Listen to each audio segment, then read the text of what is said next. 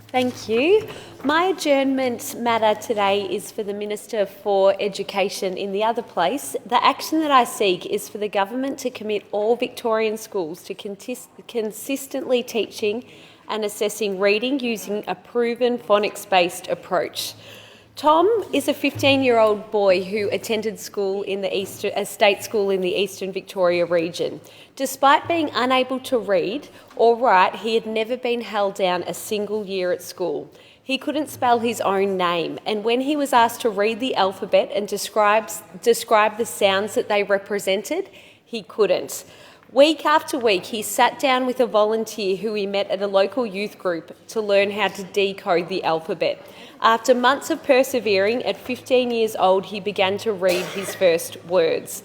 While at school, he spent 2 hours a week with a counsellor, working on strategies to build self-confidence, which he described as being particularly low due to his inability to read or write.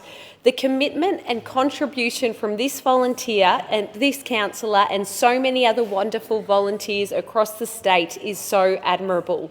But Tom's challenges with reading could have been avoided. What he needed more than anything was to be taught properly from an early age. His story is not an isolated case. Data from the Centre for Independent Studies show that around 4 in 10 15-year-olds don't meet the national proficiency standard in reading. Around 1 in 5 boys in Year 9 don't meet the national minimum standards in writing. And NAPLAN results show that a vast majority of students who fall behind at the national minimum at an early age never go on to exceed that benchmark later in their schooling. The best social and economic leveller we have is to ensure that all of our precious children are able to read.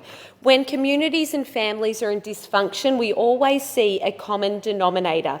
When we fail on education, we fail the young people in our care. Too often there's a tragic spiral from poor schooling to poor social and economic life. The school to prison pipeline is real for those people that don't get a quality education. The foundation of reading starts with decoding. Kids who can decode with phonics-based teaching quickly become fluent and accurate readers, but those who don't will struggle throughout their life.